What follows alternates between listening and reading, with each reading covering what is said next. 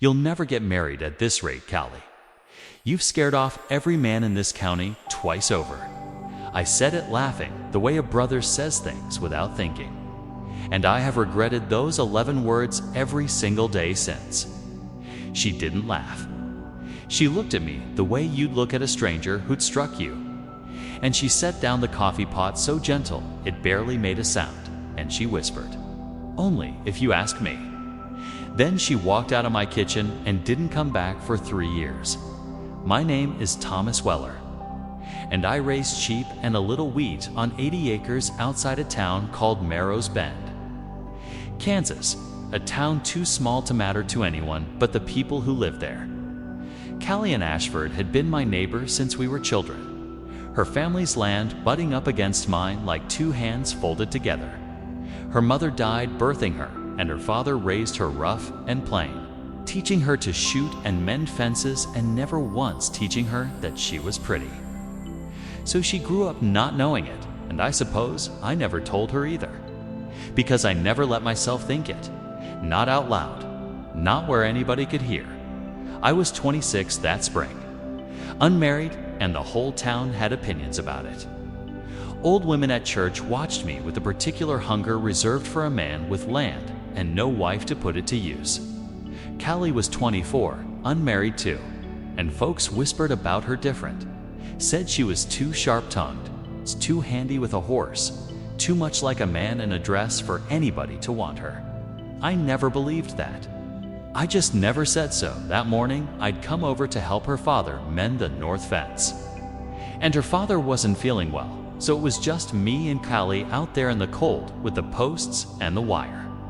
And we got to talking the way we always did, easy and quick, finishing each other's sentences the way old friends do. And when we came in for coffee, I made that joke. I didn't mean anything cruel by it. I meant it the way you tease a sister. But she wasn't my sister, and I think some part of me had known that for longer than I'd let myself admit. And some part of her had been waiting on me to notice. She left that afternoon, and I thought she'd cool off by supper. She didn't come by for 2 weeks. Then her father took ill proper, a fever that wouldn't break. And word came that Callie had taken him to her aunt's place in Colorado, where there was a doctor who specialized in lung troubles. And after he passed that winter, she didn't come home at all. She sold the land to a man named Purdy and disappeared into the West the way so many people did in those years, swallowed up by distance and silence. I want to tell you, I moved on easy. But I didn't. I courted a woman from Lawrence for a season, and it came to nothing. Because every time she laughed, I found myself listening for a different laugh, a lower one. One that came from someone who could outshoot me and outride me and never once let me win at cards, even when I was sulking about it. I worked my land. I got older in the way men do when they're waiting on something they won't name even to themselves. My mother used to say, "A man who won't chase what he wants will spend his whole life standing still." And I proved her right for 3 years running. Then, in the spring of 1888, Marrow's Bend got itself a new school teacher, and the whole church buzzed with the news before she'd even stepped off the stage.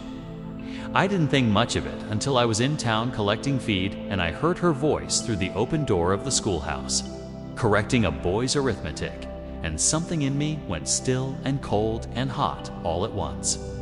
Because I knew that voice the way I knew my own name. I stood in the road like a fool until the children were let out for their noon meal.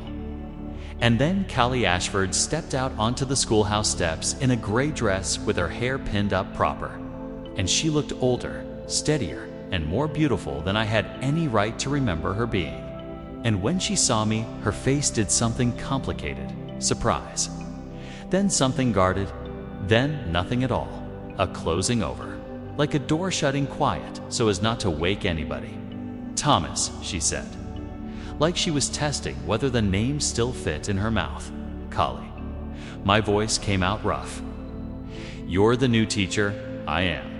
She folded her hands in front of her, the way a woman does when she's decided to be composed, no matter what it costs her. Mr. Purdy's wife wrote me last winter, said the town needed a teacher, and did I know of anyone suitable? I suppose I decided I was suitable enough. You came back, I said, and I heard how stupid it sounded even as I said it. I came back for a job, Thomas, not for anything else. And she said it kind, not cruel, which somehow was worse because cruelty I could have fought. Kindness that had already made its peace with losing something that I didn't know how to argue with. I want to be honest with you about what kind of man I was in those weeks that followed. I was proud, and pride makes a man stupid in ways that shame never quite manages. I told myself I'd give her time. I told myself I wouldn't push. What I actually did was find every excuse under God's sky to be wherever she was. Bringing firewood to the schoolhouse she didn't ask for. Fixing a step that wasn't broken. Showing up at the church social and standing too near her at the punch bowl, saying nothing useful at all. She was polite. She was always polite. Politeness from Callie Ashford was like frost on a window, pretty to look at and telling you plainly to keep your distance. It was Mrs. Purdy, of all people, who finally said something to me straight. I'd gone to fetch feed from her husband's store and she cornered me. By the flour barrels with a directness only a woman past 60 can manage without apology. You're making a fool of yourself. Thomas Weller, she said, circling that girl like a dog that's forgotten how to bark. I don't know what you mean. You know exactly what I mean. She's been here 2 months and you've built her a fence she didn't need and brought her a rooster. She can't keep in a schoolhouse yard and you stand outside that building like you're guarding a bank. Either say something to her or leave the poor woman be. This half-measure business is cruel to you both. I didn't sleep well that night. Around midnight, I got up and sat on my porch with a lamp and thought about my mother's words. And I thought about the coffee pot Callie had set down so gentle. And I thought about 3 wasted years. And I made up my mind that whatever happened, I would not stand still one more day. The chance came sooner than I expected. And it came with trouble riding alongside it. There was a man in town named Elias Granger, new to the area, who'd bought up the old mill and had money enough to make himself important. He'd taken a shine to Callie, the way men like that take a shine to anything fine and unclaimed, and he wasn't a patient sort. He called on her at the schoolhouse twice that I knew of. And the second time, I happened to be riding past and saw him standing too close on those steps. Saw her stepping back with her arms crossed.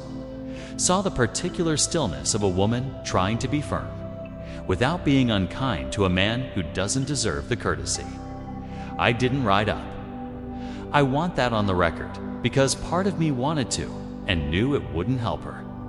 Knew it would only turn into a fight about pride between 2 men and leave her standing there like a prize being argued over.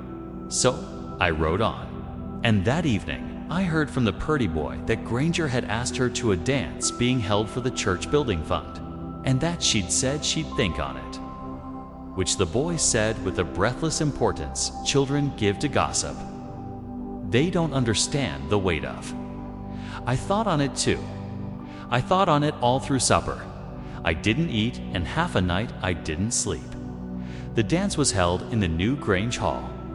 Lanterns strung along the rafters. And half the county turned out because half the county had nothing better to do on a Saturday in a town that small. I went alone in my good coat, feeling every one of my 29 years and every mistake I'd made with them.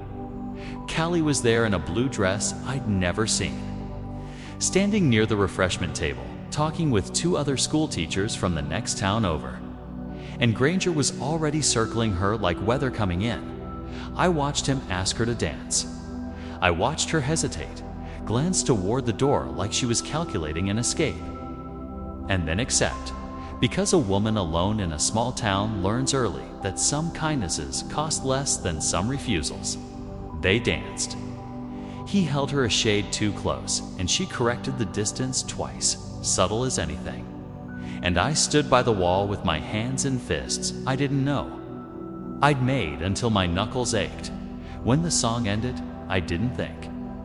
I crossed that floor faster than I've crossed anything in my life, and I said, loud enough for half the hall to hear, Miss Ashford. I believe this next one's promised to me. It wasn't.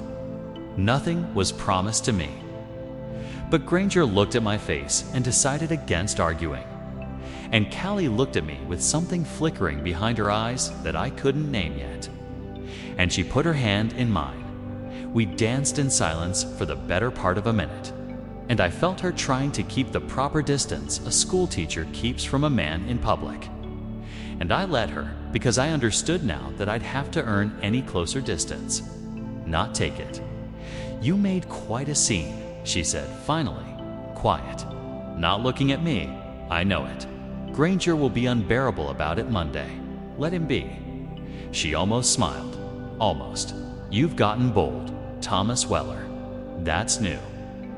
3 years is a long time to sit still, I said. I got tired of it. Sunday, I came in my good coat again, and we sat on the schoolhouse porch because that was proper. And we talked for 2 hours about nothing that mattered and everything that did her father's last months. The aunt in Colorado, my sheep, the drought 2 summers back that had nearly ruined me. It was easy between us in a way it hadn't been easy with anyone else I'd courted, because we already knew each other down to the bone. And that's a rare thing, rarer than love itself sometimes, to be known. But there was a wall still standing, and I felt it every time the conversation edged too near the reason she'd left in the first place. So finally, because I am not a patient man, and because 3 years of patience had gotten me exactly nowhere, I said it plain. Callie, I need to say something about that day. The fence and the coffee and what I said. She went still. You don't need to. I do. I've needed to for 3 years. It's made myself look at her. I said a fool thing because I was scared of what I actually felt. And it was easier to laugh at you than to tell you the truth, which was that I couldn't imagine my life without you standing in it. And that scared me worse than any drought or debt I ever faced. I made you feel like a joke when you were the furthest thing in the world from one. I'm sorry for it. I've been sorry every day since, and I'll go on being sorry whether or not it changes one thing between us now. Her eyes were wet, and she was angry about that.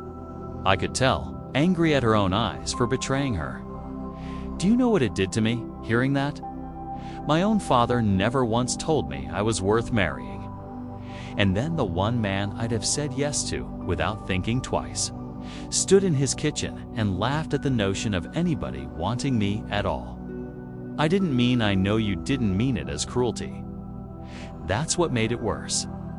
If you'd meant it cruel, I could have hated you clean. Instead, I had to go on loving a man who thought so little of the idea of marrying me that it was a joke to him. Her voice cracked on the last word, and she looked away. Out at the schoolyard, at nothing. I don't think little of it now, I said. I haven't thought little of it in 3 years. I built you a fence you didn't ask for and brought a rooster to a schoolhouse because I didn't know how else to be near you without saying the thing I was afraid to. Say then, say it. The wind had picked up. The kind of cold spring wind that carries the smell of turned earth and far-off rain. And I remember thinking, absurdly, that it was the same kind of afternoon as the day she left, cold and bright at once. And I thought that meant something, though I couldn't have told you what. I love you. Callie Ann, I've loved you since before I had the sense to know what the word meant. And I was a coward about it for longer than I'm proud to admit. And I'm asking you now, plain, no joking in it anywhere. Will you marry me? She didn't answer right away. And those seconds stretched out long enough that I felt my whole chest go hollow with the fear that I'd waited too long. That 3 years and one careless sentence had cost me the only thing I'd ever truly wanted. Then she said, "You're only asking because Granger scared you into it. I'm asking because I've been a fool and I'm through being one. Granger's got nothing to do with it, except maybe he showed me what a man looks like when he doesn't waste time being afraid of wanting something. She looked at me a long while, searching, the way she used to look at a horse before deciding whether to trust it near her. You hurt me, Thomas. Bad. I don't know that I've fully forgiven it, even now. I know it. I'm not asking you to forget it. I'm asking you to let me spend the rest of my life making up for it. The wind kept blowing, and somewhere down the road a dog was barking at nothing, and the whole ordinary world went on around us the way it does even during the moments that decide the rest of your life. Finally, she reached over and took my hand, the way she used to when we were children crossing the creek on the flat stones. Steadying, certain. Asked me proper then, she said, and there was a tremble under the steadiness now. Hope trying to break through pride the way green shoots break through late frost. Not a joke. Not a dare. Ask me like you mean to spend a whole life on the answer. So I got down on one knee right there on the schoolhouse porch with the wind pulling at my coat. And I asked her again, slower this time, meaning every syllable of it. And she said yes before I'd even finished the sentence. Said it, laughing and crying together in that way that only happens when a wound finally closes over clean. We married that June under the cottonwoods behind the church, and Mrs. Purdy cried louder than anybody, including the bride. And Granger sent a stiff but proper letter of congratulations from 2 towns over where he'd taken up with the mill business instead, which I read aloud at supper once just to make Callie laugh, because I'd learned by then which jokes were safe to make and which ones a man keeps to himself forever. We built a life on those 80 acres, and some mornings, even now, I watch her cross the yard with a bucket of feed, hair coming loose from its pins, sharp-tongued as ever with the hired boy who's slow with the fences. And I think about that coffee pot set down so gentle, and the door that closed for 3 winters before it opened again. And I think that some words cost a man more than he ever expects to pay, and some silences, if a man is lucky and stubborn enough, can still be answered. She didn't answer that. We finished the dance, and I walked her to the punch table and left her there, because I'd learned something at least, that pushing too hard was its own kind of standing still, just louder about it. But I asked, before I stepped away, if I might call on her Sunday afternoon. Plain as that, no joking, no hedging, and she looked at me a long moment and said, "You may call," and that was all, but it was more than I'd had in 3 years. And I rode home that night feeling like a man who'd been handed back something he thought he'd lost for good.